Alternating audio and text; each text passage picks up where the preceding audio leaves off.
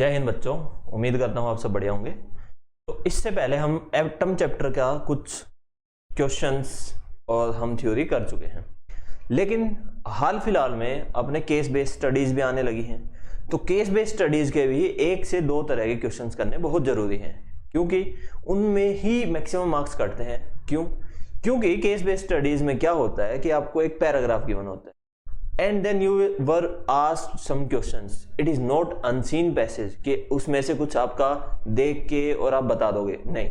उस पैराग्राफ में बस एक ब्रीफ सा दिया होता है इंट्रो, उसमें से आपके 1 से 2 क्वेश्चन लग सकते हैं, लेकिन जो 2 से 3 क्वेश्चंस होंगे उसमें, उसका आपको थ्योरी आनी चाहिए। तो एक बार देख लीजिए किस तरह के क्वेश्चंस बनते हैं आपके सीबीएसई बोर्ड में, किस तरह के क्वेश्चन आते हैं। कुछ एक सैंपल टाइप आपको क्वेश्चन यहाँ पर देखने को मिलेगा। वो क्वेश्चन है जो आपके इंपॉर्टेंट है।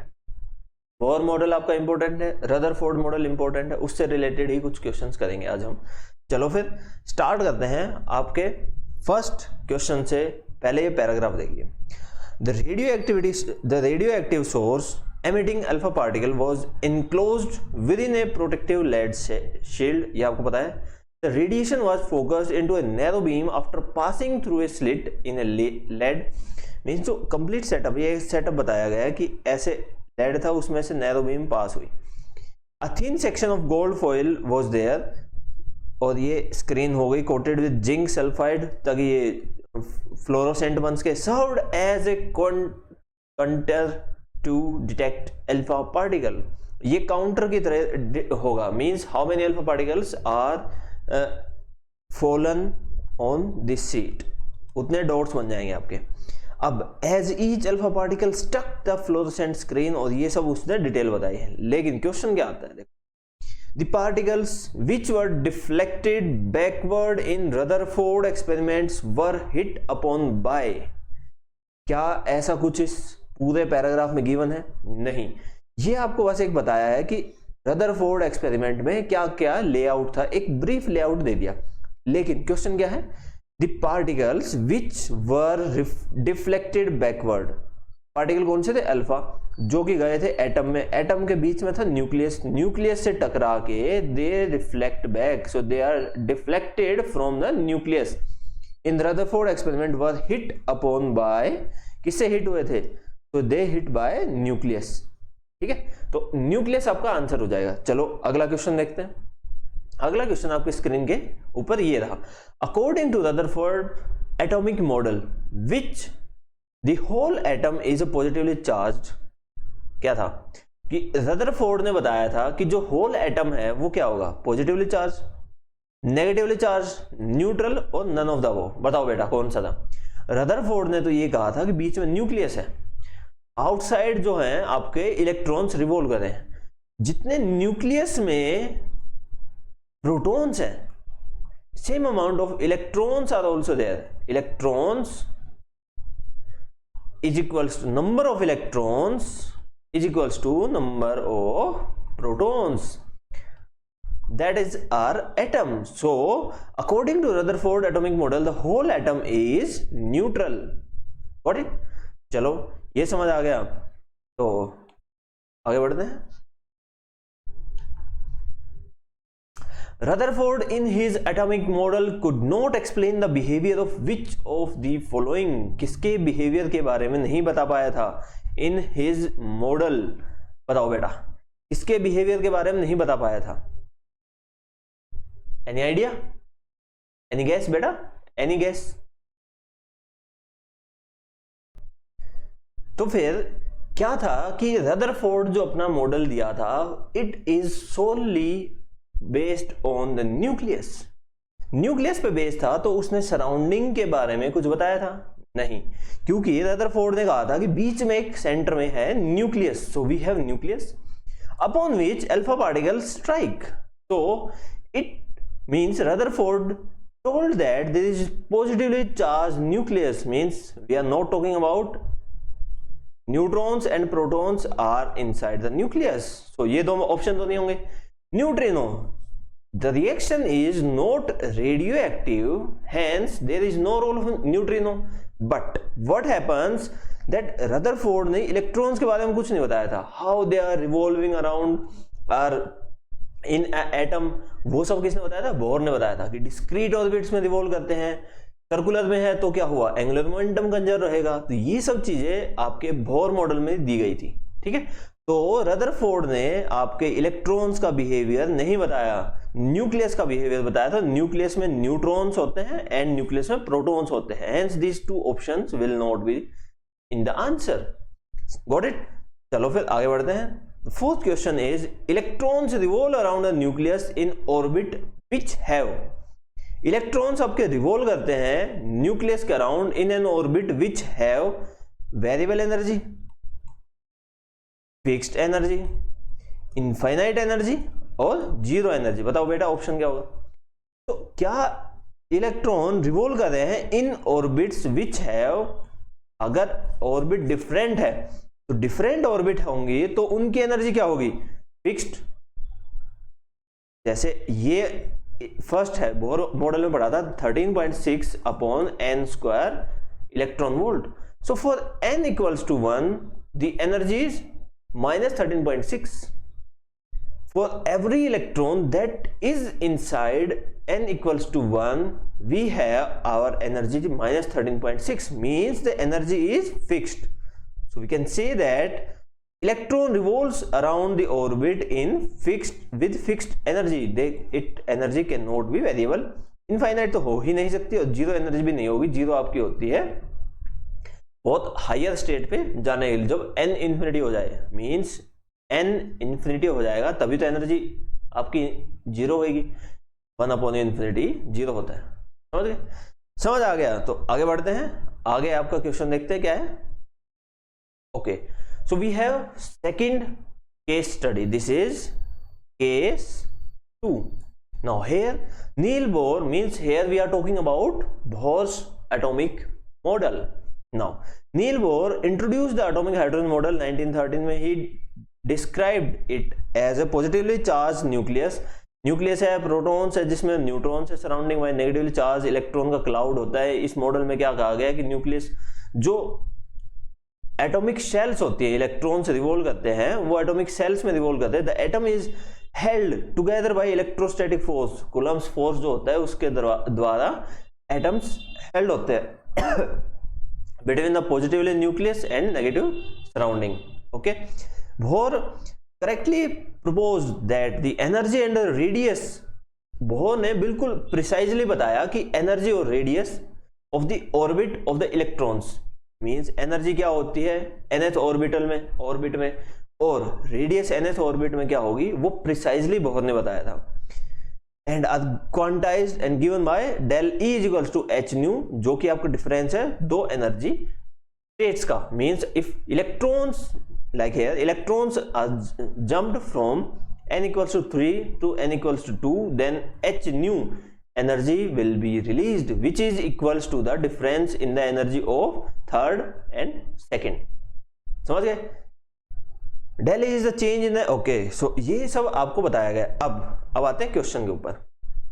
तो we have first question, in the Bohr's model of hydrogen atom. Bohr ने जो मॉडल दिया था हाइड्रोजन एटम का, उसमें discrete radius and energy, discrete radius and energy, discrete radius and energy जो थी, state results when an electron circles the atom in an integral multiple of. Okay, जैसे कि आपको बताया था यहां पे इलेक्ट्रॉन्स है. देखो ये आपके सिलेबस से हट चुका है, लेकिन इससे क्वेश्चन आ सकता है. ठीक है, कुछ भी आ सकता है. ये केस बेस्ड स्टडी है, 1 मार्क्स का क्वेश्चन है, आप किसको ऑब्जेक्ट करोगे, तो ये थोड़ा ध्यान से देखो. अब इसमें प्लस न्यूक्लियस है, न्यूक्लियस के अराउंड यहां पे इलेक्ट्रॉन रिवॉल्व कर रहे हैं. अब अगर इलेक्ट्रॉन है तो from de Broglie wavelength hypothesis there will be some wave associated with the electrons. ये जो वेव होएगी, जैसे कि हमने ये स्ट्रिंग लिया, इसको यहां से नीचे यूं दबाया और छोड़ दिया, तो स्ट्रिंग ने फ्लक्चुएट किया, लेकिन जो स्ट्रिंग की टोटल लेंथ है वो तो आपकी एल ही रहेगी, चाहे वो ऊपर जाए चाहे नीचे जाए. सिमिलरली इसको हमने मोल्ड करके सर्कल बना दिया, फिर हमने इसको फ्लक्चुएट किया, means there are waves but the total length will be are same.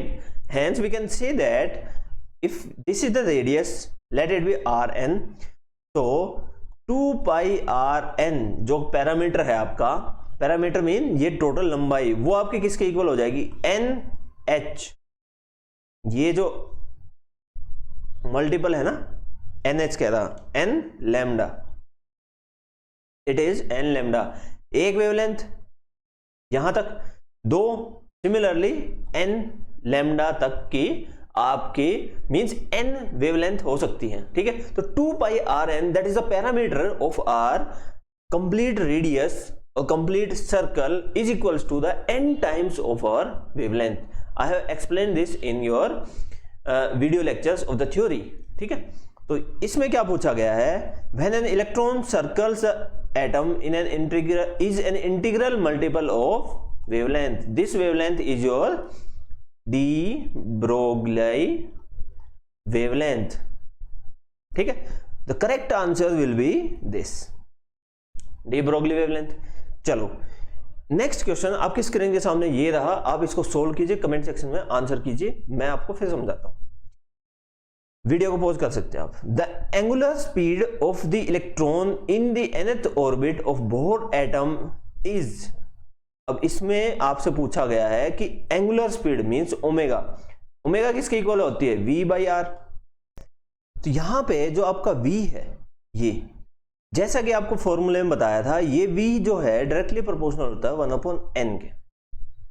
Means अगर n ये ऑर्बिट से दूर अगर इलेक्ट्रॉन होगा तो उसकी वेलोसिटी कम हो जाएगी, वहीं रेडियस जब n ज्यादा होगा means radius is directly proportional to 1/n square, ठीक है।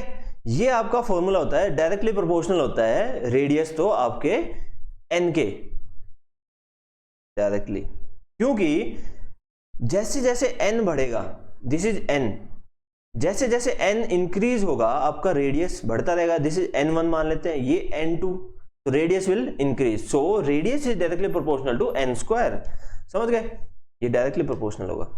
दोनों की अगर वैल्यू यहां पे पुट करें तो v मींस 1/n और r जो कि प्रोपोर्शनल है n स्क्वायर के, यहां से आपका आ जाएगा 1/n square, means you can state that omega is directly proportional to 1/n square, no n cube, 1/n for velocity and for n square for radius. Velocity is directly proportional to 1/n and radius is directly proportional to n square. Using these two quantities we can find easily. इन दोनों का हमने derivation पहले किया हुआ है, वहां से जाके आप चेक कर सकते हैं। Now the correct answer will be your D, ठीक है। नेक्स्ट क्वेश्चन आपकी स्क्रीन के सामने ये रहा, when electron jumps from n equals to 4 to n equals to 1 the angular momentum of the electron changes by, so angular momentum जो होता है आपका mvr, ये होता है nh cut, got it. So L4 means fourth orbit में क्या हो जाएगा, n means 4h cut, and in L1 it is 1h cut, यहां पे n की वैल्यू पुट कर दी। Now del L will be 4h cut minus h cut will be equal to 3h cut, जो कि हो जाएगा आपका 3h by 2 pi। The answer will be C. C will be the correct answer. Got it? Next question आपकी screen के सामने ये रहा, the lowest Bohr orbit in hydrogen atom has maximum energy, least energy, infinite या फिर zero energy. So the lowest Bohr orbit is, ये आपका nucleus, lowest मतलब बिल्कुल जो पास में, यहां पे आपकी एनर्जी क्या होती है, means n equals to 1 you have E1 equals to -13.6 upon n square which is equals to -13.6 electron volt. For E2 में क्या हो जाएगा, ये वैल्यू और कम हो जाएगी, means it will be something around 6 point and something, means ये जो वैल्यू है -13.6 ये लोवेस्ट वैल्यू है, this is the least value of energy. After that the orbit number is increase from n equals to 1 2 3, उस time पे क्या होगा, आपकी एनर्जी इंक्रीज हो रही है, देखो माइनस में ये कंप्लीट सीरीज है ना, it is -13.6 then it comes to the -6 and 0 तक आएगी, मींस यहां पे लीस्ट एनर्जी है आपकी n इक्वल्स टू 1 पे, so you have least energy for lowest Bohr orbit. और ये लोवेस्ट बोर ऑर्बिट कौन सी होती है, जिसको बोर्स रेडियस बोलते हैं, ए नोट से रिप्रेजेंट करते हैं, n इक्वल्स टू 1। समझ? चलो आगे बढ़ते हैं। नेक्स्ट क्वेश्चन आपकी स्क्रीन के सामने ये रहा, which of the following postulate of Bohr model leads to, कौन सा पोस्टुलेट ये कहता है कि quantization of energy of hydrogen atom. So question तो आपका चला गया, but I remember that Bohr के कौन से पोस्टुलेट में ये कहा है कि quantization of energy level is there. So first postulate जो है उसमें कुछ ऐसा था नहीं। सेकंड पोस्टुलेट में कहा था L is equals to NH cut. यहां पे आपकी जो ऑर्बिट्स थी उनको स्पेसिफाई कर दिया है कि जो इलेक्ट्रॉन्स हैं, electrons can not have all the energy possible और they can revolve into some specific orbits। कैसे? यहां पे रेडियस दिख रहा है, तो रेडियस जो होगा आपका वो n के प्रोपोर्शनल होगा। n जो है आपका n इक्वल्स टू 1 2 3 मीन्स इसके बीच की वैल्यू तो हो नहीं सकती। मीन्स यहां पे सेकंड पोस्टुलेट जो था उसने स्पेसिफाई कर दिया जो आपकी ऑर्बिट्स हैं वो डिस्क्रीट होंगी, वो कंटिन्यूअस नहीं हो सकती। And discrete orbits represents the quantization, so the quantization is given by the second postulate of Bohr. And third postulate में जो मोस्टली हम गलती करते हैं, del E is equals to h nu, E2 minus E1 is equals to h nu, E final minus E initial is equals to h nu. This is not about the quantization. इसमें बस ये बताया है कि जो दो orbit से transition होगा वो जो फोटोन एनर्जी कैरी करेगा वो आपकी सर्टेन एनर्जी होगी जो कि डिफरेंस होगा। This is not the quantization. Quantization is given by the second postulate of Bohr. Got it? If got it then thumbs up and subscribe the channel as well as comment you can also do. Also you can share this channel if you like all these videos. So let's meet in the next video. Till then, take care. Bye bye.